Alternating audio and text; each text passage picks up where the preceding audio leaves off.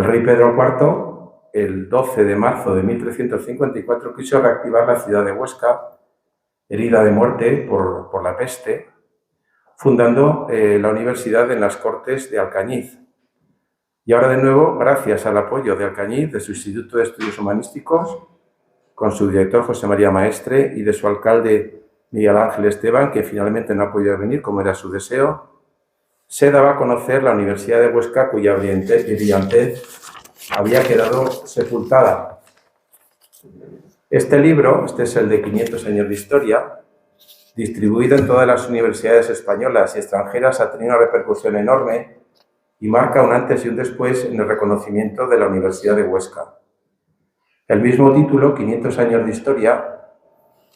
fue un acierto, pues ha sorprendido que una universidad hasta ahora desconocida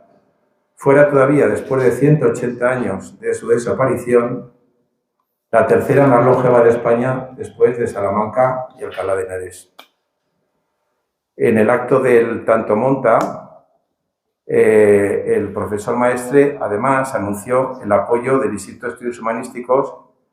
a una nueva propuesta del que aquí les habla, de la publicación de un segundo libro colectivo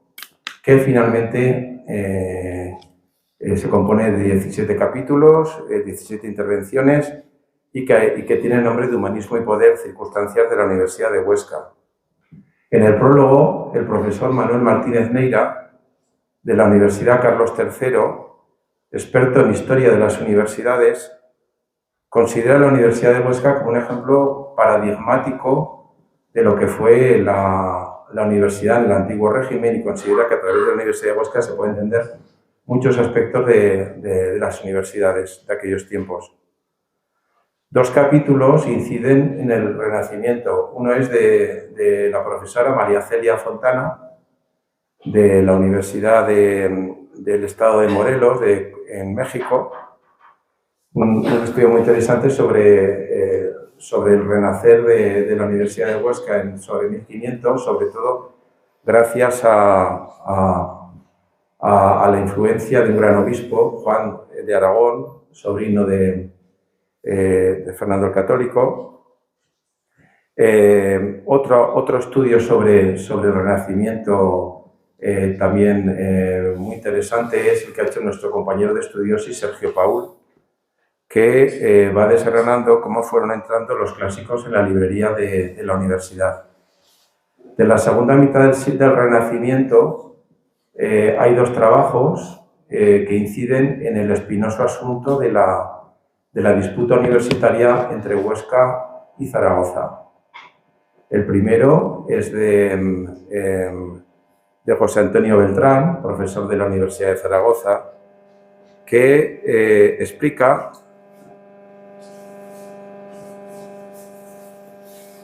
las gestiones del humanista Simón Abril en Madrid para ayudar a que Zaragoza consiguiera su propósito de ser universidad en 1583. Y Alberto Aguilera, del Instituto de Estudios Borjanos, explica cómo esta disputa ocasionó una instrumentalización de la historia por parte de Huesca y Zaragoza por medio de la heráldica y la emblemática. Se avanza considerablemente en el conocimiento de la Facultad de Derecho Civil a partir de tres figuras destacadas. Nuestro compañero de estudiosi, Francisco Bartol, con maestría jurídico-latina, junto a Belén Martín, de la UNED, analizan cómo se concretaba en Huesca la enseñanza del derecho romano por medio de la investigación de una obra capital del jurista orcense José Santolaria. Estamos hablando del siglo XVI. Del siglo XVII, en la primera mitad, estaba por venir, nos ha llegado Guillermo Vicente, profesor de Derecho de la Universidad de Zaragoza. Ha estudiado a un orcense, Diego Vicencio de Vidania, que tuvo una influencia muy grande en Italia en la primera mitad del siglo XVIII. Y de finales del siglo XIX, del siglo XVIII, José María Lahoz, de la Universidad de La Laguna, ha estudiado a Vitorián de Villaba, que es un personaje que influyó mucho en Hispanoamérica y que se tiene como uno de las raíces de los derechos de los trabajadores, incluso de los países que se habían independizado. Después hay otro asunto que es muy importante y que queda mucho por estudiar, que es conocer el entramado de colegios que hacían cuerpo con la Universidad Sertoriana y que le daban calidad y prestigio. Miguel Paniagua, del Instituto Agustiniano de Roma, estudia la aportación del Colegio de los Agustinos, que es donde se encontraba luego el hospicio y hoy queda la iglesia de Santa María en Foris, que aportaron 23 catedráticos de filosofía y de teología, y entre ellos importantes seguidores, discípulos de Fray de León, como Pedro Malón de Chaide. José Antonio Ferrer Benimeli ha estudiado en la Universidad de Zaragoza,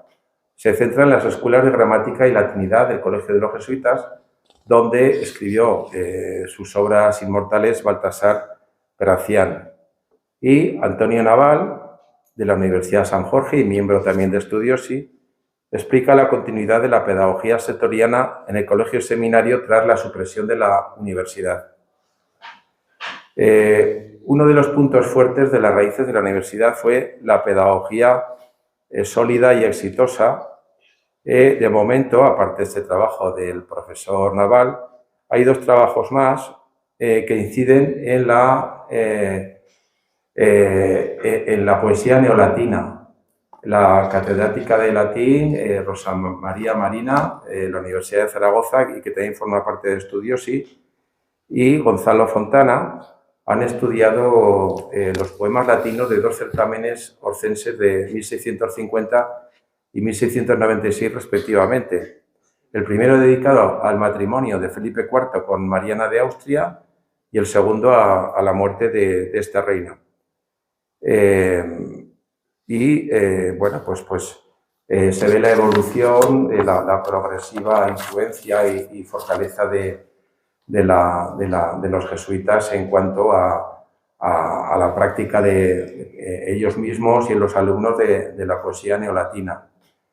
El libro se abre y se cierra con dos obras muy importantes. José Antonio Gracia, uno de los grandes de la Universidad de Huesca, porque hizo la tesis doctoral sobre las rentas de la universidad,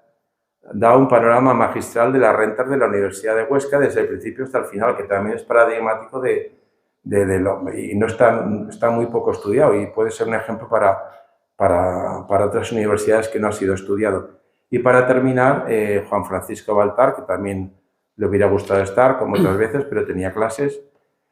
corrobora algo trascendental, y es que la Universidad de Huesca dejó su herencia en el Instituto Ramón y Cajal, que es heredero de la universidad. El capítulo de quien les habla, Circunstancias de la supresión de la Universidad de Huesca en 1845, apoyándose en la tesis de Laura Lis y a partir de nueva documentación, expone las causas de la clausura de la Sertoriana, cuya supresión final se debió estrictamente a razones políticas. A partir de ahora vamos a seguir trabajando. Ya van 15 años de insistir e insistir y tienen que venir otros 15, nosotros hasta donde podamos o los que nos sigan. Tenemos que rescatar las cualidades pedagógicas de la Universidad de Huesca, resaltar sus figuras prominentes y explicar sus logros. La ciudad y el Alto Aragón podemos sentirnos muy orgullosos de un pasado tan ilustrado y progresista. Estas raíces universitarias autóctonas pueden ser luz y esperanza para nuestros jóvenes, unos fundamentos solidísimos sobre los que reedificar un edificio semejante al que Huesca tuvo y que fue sajado, destruido y demolido en 1845. Para terminar, recordamos que este jueves el doctor Alberto Aguilera, aquí mismo a las 19 horas, impartirá en la conferencia Sertorio y Huesca la constitución de una pequeña Roma en suelo oscense. El jueves de la semana que viene, Luna Clavero hablará de las poetisas del siglo de oro de Huesca y el martes 3 el profesor Guillermo Vicente lo hará sobre Diego Vicencio de Vidania. La Universidad de Huesca, que tiene una larga historia, estos ya más de 500 años, y que de alguna manera queremos también entroncar con la historia del propio Instituto de Estudios Altoaragoneses, que no cumple 500 sino 75 este año, pero que también es una institución que de alguna manera se siente heredera de esas otras instituciones que vivieron en Huesca al amparo de la cultura y que consiguieron pues, difundir, investigar, crear, generar estudios y proyectos ilusionantes vinculados con distintas áreas, en este caso de las distintas materias que se estudiaban en aquellos años. Es un volumen y una publicación, como decía Pablo, pues muy rigurosa, con estudios y publicaciones que documentan de manera esclarecedora estos estudios universitarios y la evolución de esta institución, que fue fundamental, como todos ustedes saben, en la historia y el devenir de nuestra ciudad, junto con el Concejo, con el Ayuntamiento de la ciudad y con el Cabildo de la Catedral de Huesca, fueron las tres instituciones más potentes de la ciudad antigua que la definieron por completo y que además generaron cultura, generaron una sociedad diferente dentro de la ciudad y del territorio. Una institución, como digo, que definió una etapa muy brillante de la historia de nuestra ciudad y que la colocó además en la vanguardia cultural de otras ciudades del occidente europeo. Una institución que fue apoyada por gobernantes, por nobles, por clero, por burguesía, por intelectuales, pero también por ciudadanos, que siempre vieron en la universidad, en esta institución, una oportunidad de desarrollo y de generar riqueza para el territorio. Una institución que, como digo, fue parte esencial y definitoria del carácter y la riqueza cultural y patrimonial de la que ahora somos herederos, que de alguna forma forma parte intrínseca e indisoluble de la identidad de esta ciudad y de este territorio del Alto Aragón. Lo que somos desde lo que hemos sido. Como dice muy bien en el prólogo Manuel Martínez Neira, el profesor Martínez Neira, conocer el pasado para construir el futuro es algo fundamental. Y no solo para constatarlo como una realidad pasada y como una nostalgia romántica de lo que hubo y se perdió, sino para reflexionar, como se hace con los estudios que aquí se aunan, con profundidad en el porqué y en el cómo para desarrollar un aprendizaje profundo. La Universidad de Huesca es memoria, pero es memoria viva, que se va recuperando gracias a los estudios de este volumen, pero también a las iniciativas ciudadanas de grupos como los que habéis creado, esta asociación